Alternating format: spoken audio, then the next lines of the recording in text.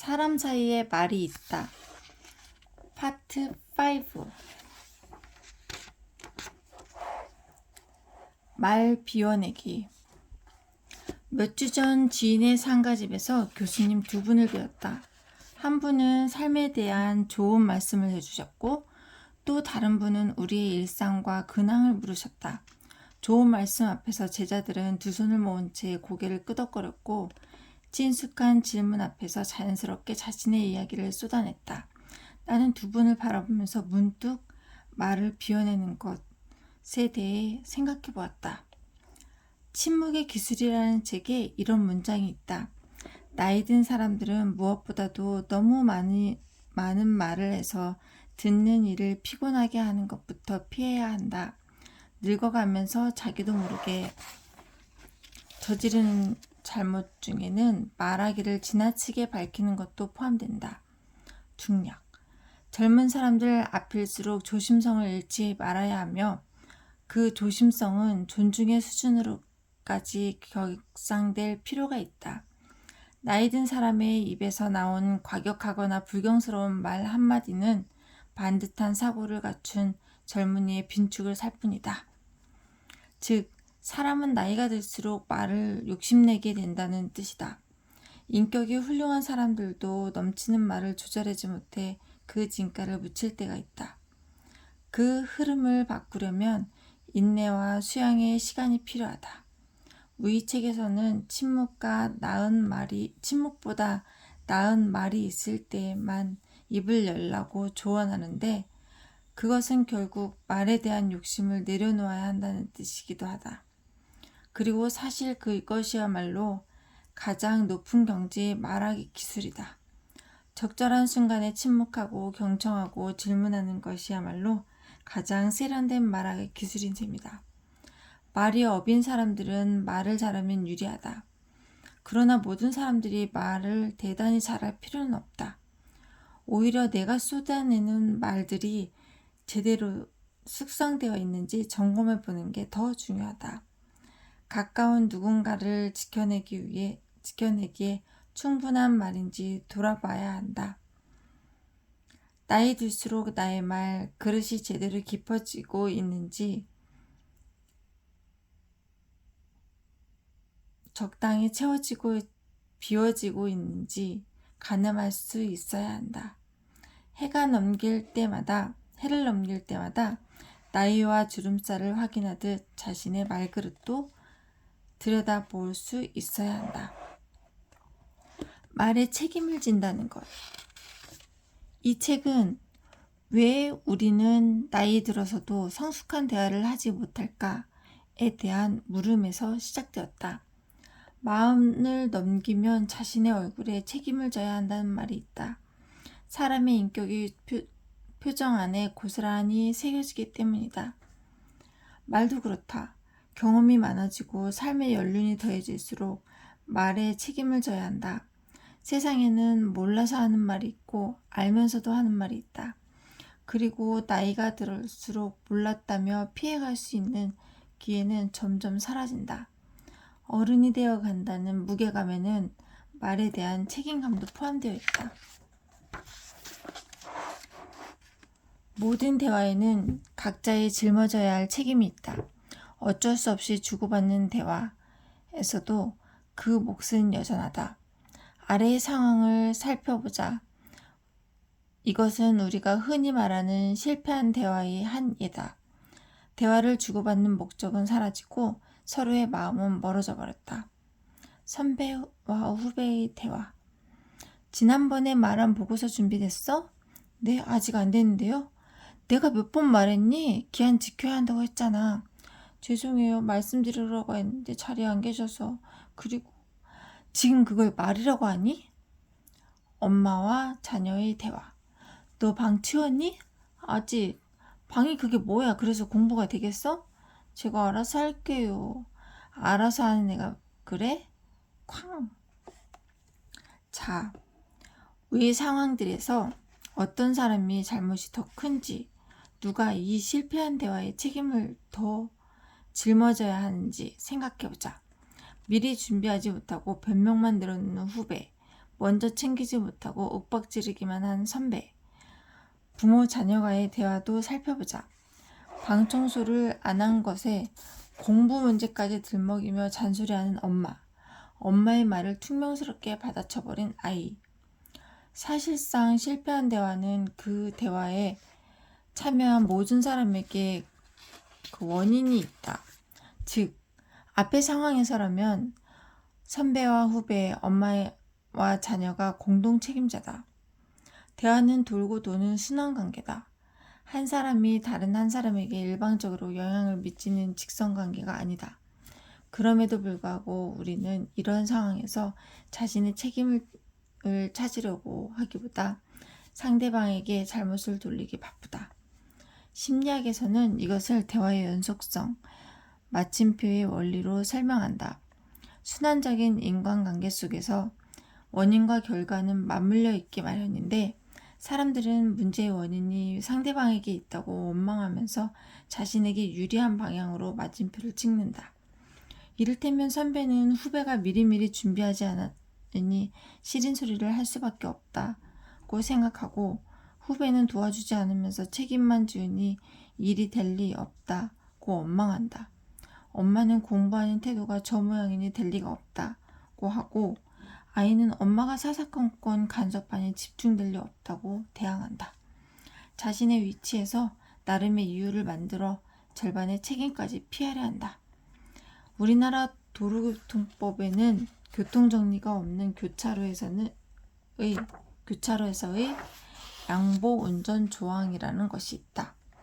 신호등이 없는 교차로에서 직진하는 차량과 좌회전 차량이 충돌하면 대략 40대 60으로 책임을 나눈다.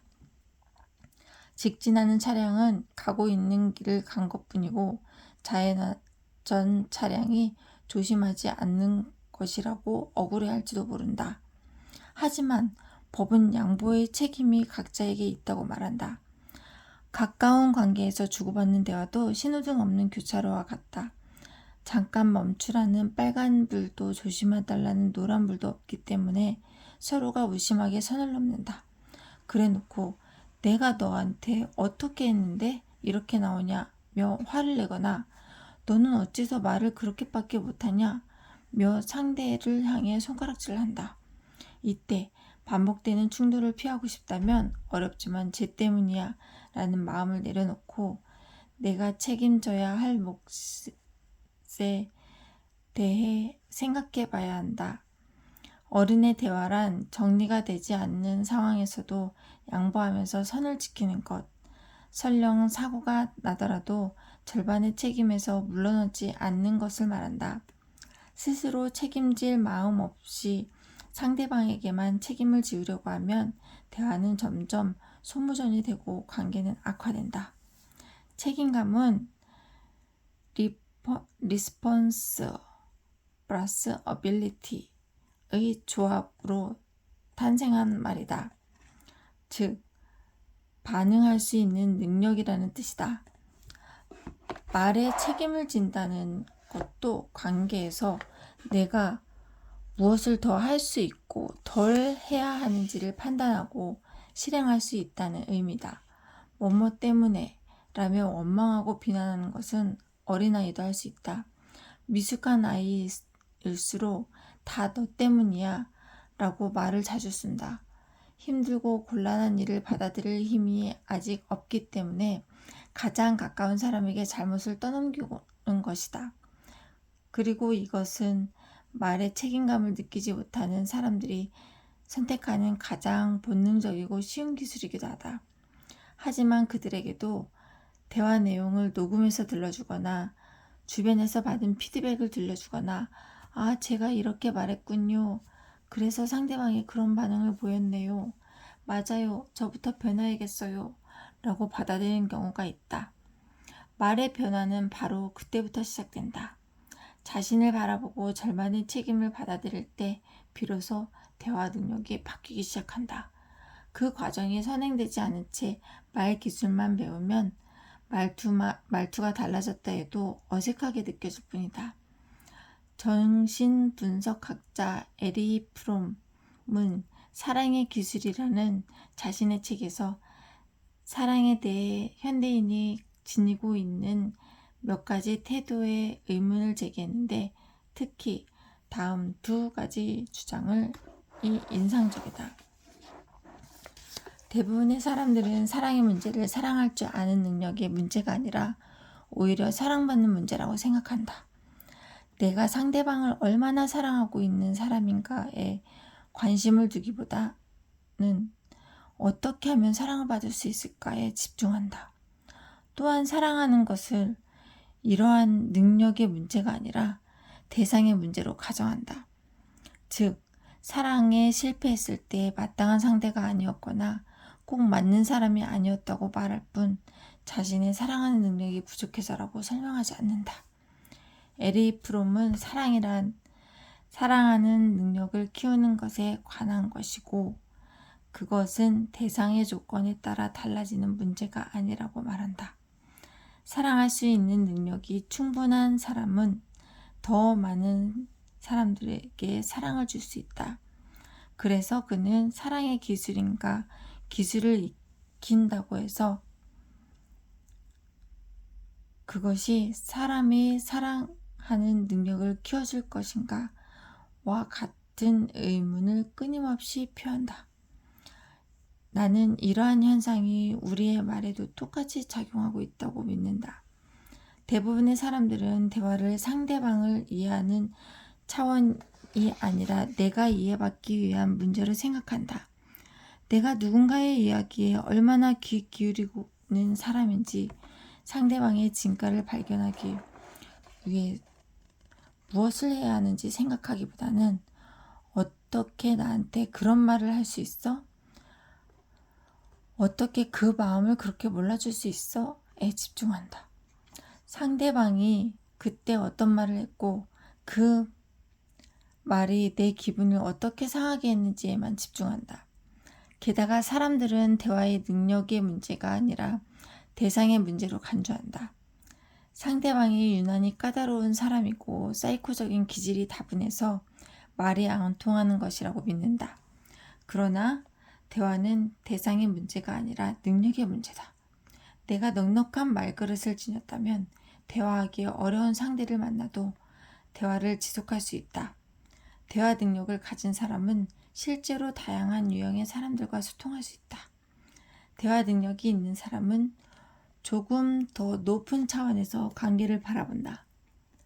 꼬리에 꼬리를 물면서 잘못을 따지는 입씨름에서 벗어나 말 속에 숨어있는 메시지에 따라 다른 통로를 발견한다. 말에 매몰되지 않고 더 높은 관점에서 대화를 할 수 있는 사람은 대상을 탓하지 않는다. 버거운 상대를 만나더라도 사람에 대한 근본적인 이해와 따뜻한 배려를 놓지 않으려고 애쓴다.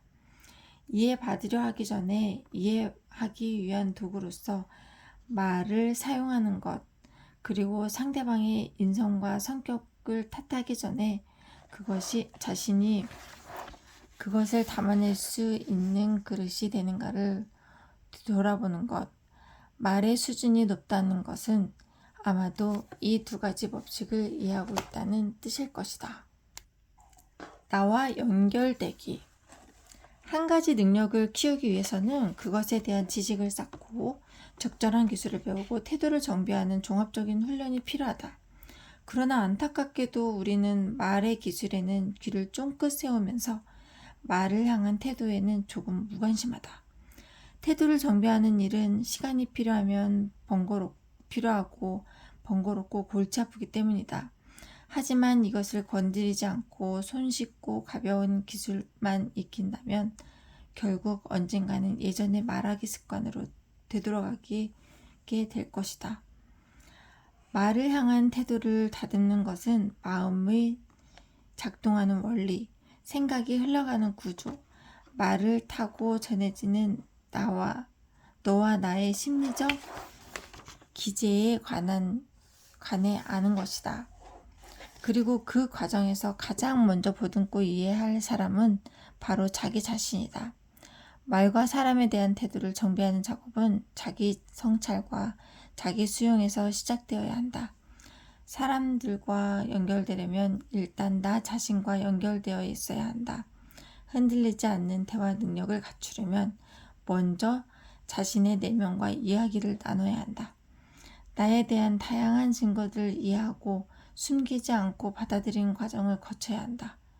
그래야 비로소 내면의 안정감을 얻게 되고 그때야말로 안정된 말이 나온다. 자신을 있는 그대로 받아들일 준비가 되지 않는 사람들은 말을 두루뭉실하게 한다. 마음과 대면할 용기가 없기 때문이다. 감정 다루기를 어려워하고 타인의 감정에 대해 필요 이상으로 민감하기 때문에 애매하게 말하고 돌려 말한다. 특정한 감정을 억누르거나 과도하게 부풀리기 때문에 한쪽으로 치우친 관점을 가지기 쉽다. 억울함에 치우쳐 있는 사람들은 작은 일에도 왜 나만 이러는 거야 하는 심정이 된다. 자신을 향한 안쓰러움과 연민이 결국 세상에 대한 부정과 왜곡을 만들어내기 때문에 다른 사람과의 깊이 있는 교류를 방해한다. 자신을 껴안지 못한 상태에서 이루어진 상호작용은 지속되기 어렵다. 자신만으로 충분하지 않기 때문에 서로에게 지나친 기대를 하고 또 실망하기를 반복한다. 상대방의 반응에 따라 기분을 좌지우지되고 말과 행동을 결정하지만 현실은 늘 불안하고 불만족스럽다. 그래서 때로는 오히려 사람을 교묘하게 조정하거나 이용하려고 든다. 해결되지 못한 채 마음속에 남아있는 문제들은 자꾸 현재로 튀어나와 비슷한 문제들을 만든다. 문제를 해결하려면 그것을 똑바로 응시해야 한다. 그것이 두렵다고 주변만 서성이다 보면 상처만 깊어진다. 만족스럽지 않은 현실이 싫어서 자꾸 누군가를 탓하지만 그럴수록 자신에 대한 실망과 미움이 자란다. 자신을 알고 이해하고 용서하고 화해하며 격려하는 연습이 안 된 사람이 다른 사람에 대한 너그러운 마음을 가지기란 어렵다. 잘 나가는 친구나 선배들을 볼 때마다 어릴 적부터 비교당했던 형 생각이 나서 마음이 불편해지는 사람, 엄마와 대화할 때마다 나를 외롭게 방치해주던 예전 기억이 떠올라서 화가 난다는 사람, 배신하고 떠난 누군가 때문에 새롭게 만난 이들에게 마음을 열기 어렵다고는 사람, 모두 상처 입었을 때 자기를 안아주고 다독이는 과정이 충분하지 않았기 때문이다. 불편한 현실을 마주하고 그 속에서 감정을 분리하고 털어내야 하는데 그 과정을 슬쩍 건너 뛰어버린 사람은 여전히 내면에 그곳에 묶여 있다. 그렇기 때문에 말도 항상 그 자리에 머무른다. 반대로 적극적으로 자기를 이해하고 받아들이려고 노력했던 사람들은 무조건적인 존중과 따뜻한 관심이 눈빛으로 자신을 바라본다. 꾸준히 자기 성찰을 해온 사람들은 완전하지 않아도 괜찮다고 생각한다. 너 그동안 힘들었지? 잘 견뎌왔어. 후회와 실수도 있었지만 그것은 나의 모습인걸? 그것도 나의 모습일걸? 여기까지 오느라 수고 많았어. 하고 자신을 도닥여줄 줄 알고 그 힘으로 또 다른 고비를 넘기면서 앞으로 나아간다. 그 길에서 만난 사람들과 어우러져 살아간다. 모든 사람의 인생에는 저마다 사연이 담겨 있다. 당신의 인생에는 어떤 사연이 담겨 있을까? 당신의 말그릇 안에 담겨 있는 수많은 기억들을 꺼내어 보길 바란다. 각각의 기억을 햇빛에 말리고 아직 꺼내보기 힘든 기억은 잠시 쉬게 놔두면서 천천히 자신과 만나보자. 그렇게 마주하고 나면 이제 당신의 마음과 당신의 말이 달라질 것이다. 그러고 나면 밖으로 나가 더 많은 사람들과 관계를 이어나갈 수 있게 될 것이다. 자신을 들여다보던 거울로 다른 사람을 비추면서 말로 사람을 위로하고 안아줄 수 있게 될 것이다. 말을 바라본다는 것은 사람을 바라본다는 것이고 사람에 대한 이해는 나 자신에서 출발해야 한다.